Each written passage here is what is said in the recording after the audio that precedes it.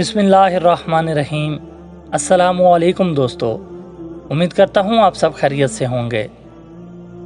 حضور سید عالم صلی اللہ تعالی علیہ وآلہ وسلم کی پیاری اور چہیتی صاحبزادی سیدہ فاطمہ الزہرا رضی اللہ تعالی عنہا کی ولادت باسعادت میں مندرجہ ذیل روایات مشہور ہیں۔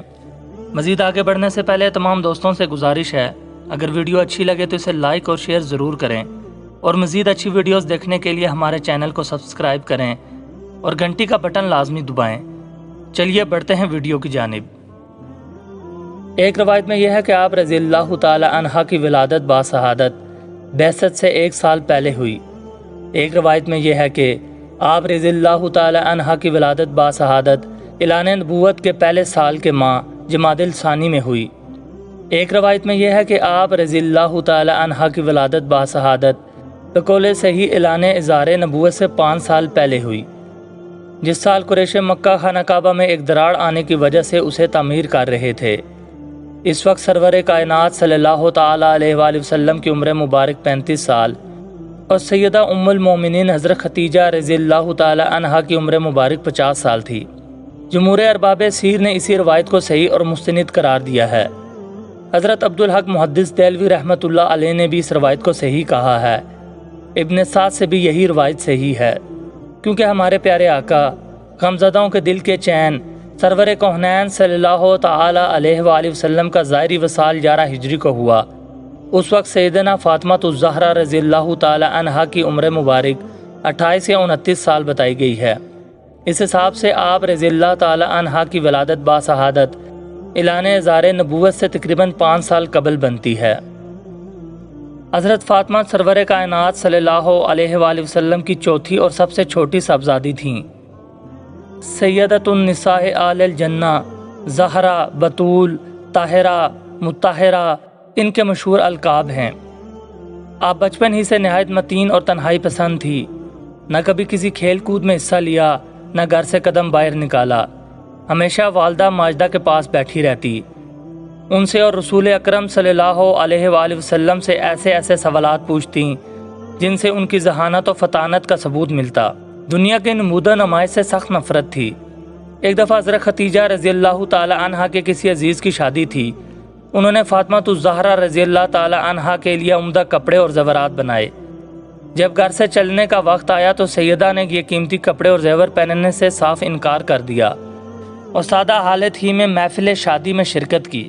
گویا بچپن ہی سے ان حرکات و سکنات سے خدا دوستی اور استغنا کا اظہار ہوتا تھا۔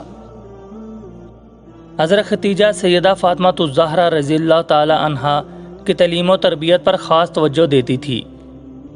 ایک دفعہ جب وہ ان کو تعلیم دے رہی تھی تو ننھی بچی نے پوچھا، اماں جان، اللہ تعالیٰ کی قدرتیں تو ہم ہر وقت دیکھتے ہیں، کہ اللہ تعالیٰ خود نظر نہیں آ سکتے؟ حضرت ختیجہ رضی اللہ تعالی عنہا نے فرمایا، میری بچی، اگر ہم دنیا میں اچھے کام کریں گے اور خدا کے احکام پر عمل کریں گے تو قیامت کے دن اللہ تعالیٰ کی خوشنودی کے مستحق ہوں گے، اور یہی اللہ تعالیٰ کا دیدار ہوگا۔ بعثت کے 10 سال بعد حضرت ختیجہ رضی اللہ تعالی عنہا نے وفات پائی تو سیدہ پر کوہ غم ٹوٹ پڑا۔ حضور نے سیدہ کی تربیت اور نگہداشت کے خیال سے حضرت سودا سے نکاح کر لیا۔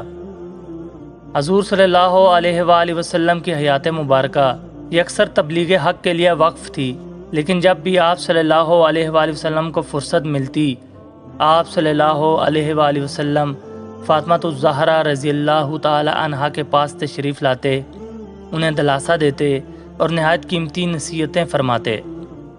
تبلیغ حق کے جرم مشرکین رسول مقبول صلی اللہ علیہ وآلہ وسلم کو بڑی تکلیفیں پہنچاتے، کبھی سر اقدس پر خاک ڈال دیتے، کبھی راستے میں کانٹے بچھا دیتے۔ جب حضور صلی اللہ علیہ وآلہ وسلم گھر تشریف لاتے تو حضرت فاطمہ رضی اللہ تعالی عنہا انہیں تسلی دیا کرتیں۔ کبھی وہ خود بھی اپنے جلیل القدر باپ صلی اللہ علیہ وآلہ وسلم کی مصیبتوں پر اشک بار ہو جاتیں۔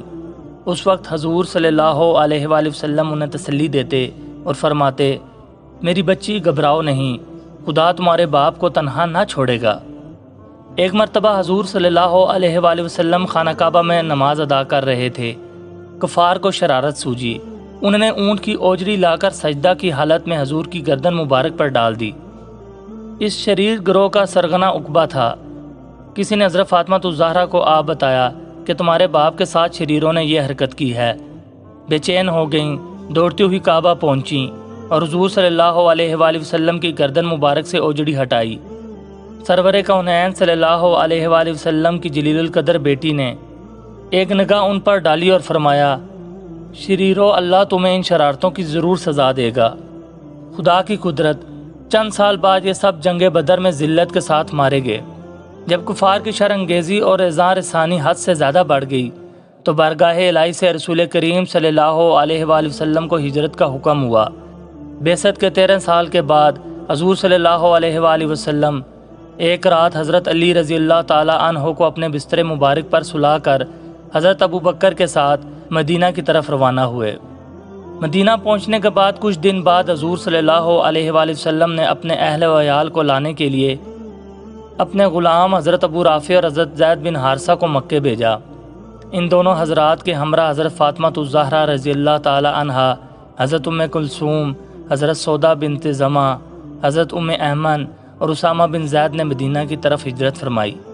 مدینہ پہنچ کر حضرت سودا رضی اللہ تعالی عنہا اور بنات طاہرات رضی اللہ تعالی عنہا نے حضور صلی اللہ علیہ وآلہ وسلم کے پاس اپنے نئے گھر میں قیام پذیر ہوئیں۔